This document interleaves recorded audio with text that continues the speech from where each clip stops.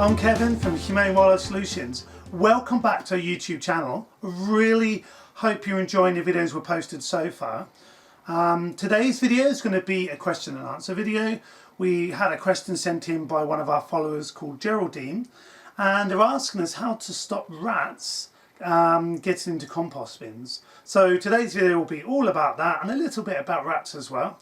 So sit back, get comfy and enjoy this short video of how to stop rats getting in your compost bin.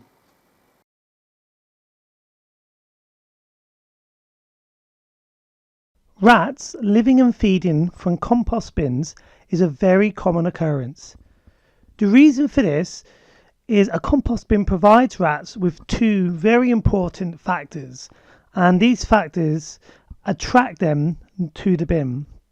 So the first factor that a compost bin provides for a rat is a steady food source.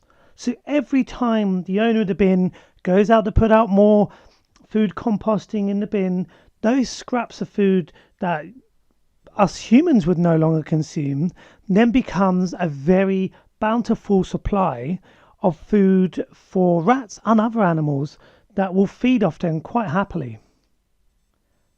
The second attraction that the compost bins provide for a rat is a warm, sheltered place to nest and hide. When you think of all the composition that's going on in the compost bin, of all the food ingredients and other items put in there, it generates a nice warm atmosphere in there, obviously with the microorganisms breaking down the food. But not just this, the actual structure of the compost bin itself provides a weatherproofing environment for them to be in. So you can imagine if you live outside and it's winter time and it's very, very cold, and you can tunnel your way into one of these compost bins which have a plenty full of food, not just the food, but they also have shelter and warmth. And they're not places us humans go and disturb too much, so it's a perfect environment for a rat to either shelter in, definitely to feed from, and even maybe to set up a nest where they can raise their young with a food source which is right above their heads.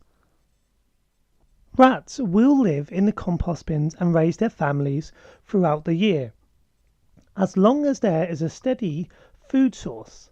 Some will not live in the bins but travel to them to feed on all the food that is deposited in there.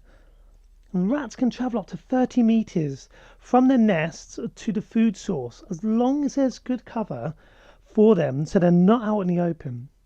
And by cover, this usually is hedges, long grasses and other items you'll find in the garden that will hide the paths they take. If there's not enough cover, some rats will actually tunnel their way towards the bin under the surface of the garden, and this can be through flower beds or even under your lawn. And you'll notice in these cases the ground can be soft and you'll see the little holes come up in the earth, and that's where the rats will come in and out, and there'll be numerous of these holes, and all these tunnels will link, and they usually link from nearest to the nest or even from the nest directly to the food source. And this gives the rats that protection and extra confidence they need to go to the food source and stay out of sight of any predators. So the question asked was how to scare off a rat that's camped in the compost bin. The first thing you need to do is slowly empty the compost bin from the top. But when you start doing this, the rats will be alerted to you messing with the compost bin, removing the waste, and they will probably flee and move on their own accord. By doing this slowly, you're giving the rat and the family time to leave, but be sure to take your time just in case there is a nest. You want to thoroughly check all the contents you are removing. It's not the most pleasant of jobs, but it's a job you need to do very thoroughly. If there is a nest, then you need to make sure there's no babies in the nest. So carefully and gently move away any material to see if you can see inside the nest, and you should find like a hollowed out section where they will be sleeping in and raising any young. If you think there are babies in the nest, then you need to cover over the babies and stop all work immediately. So just cover them over enough with the material just so they're kept warm and walk away And the reason to do this is to allow the mother to come back and remove the babies herself. Rats have strong maternal instincts and they will return for their young.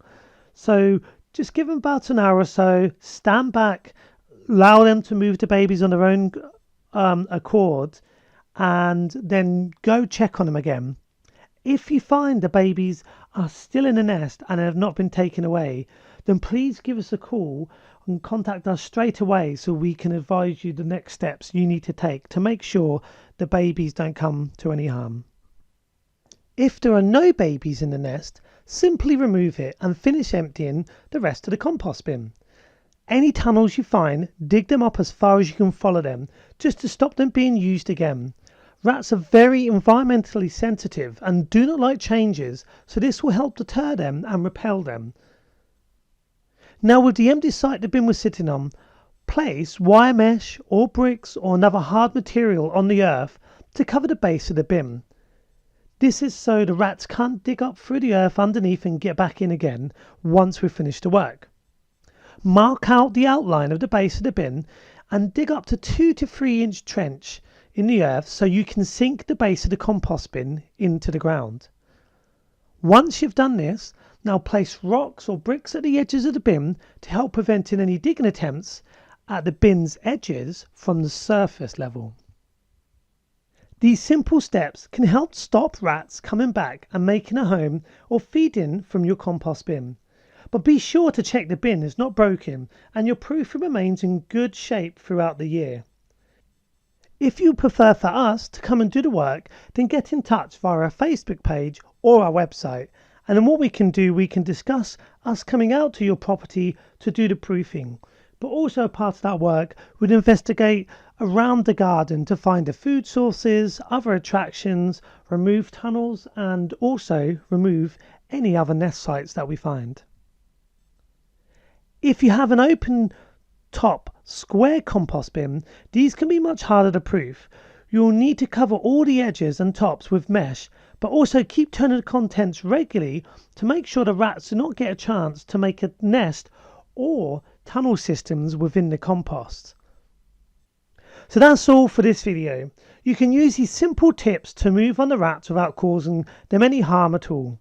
Remember, rats are a part of our garden wildlife and have as much right to live there, just like all other wildlife. So if you can't tolerate them, at least move them on without killing them. Killing them will simply leave the territory open to other rats to move in, whilst poisons will make the rats suffer an awful death, but also this then runs the risk of killing non-target species, and that can include companion animals too.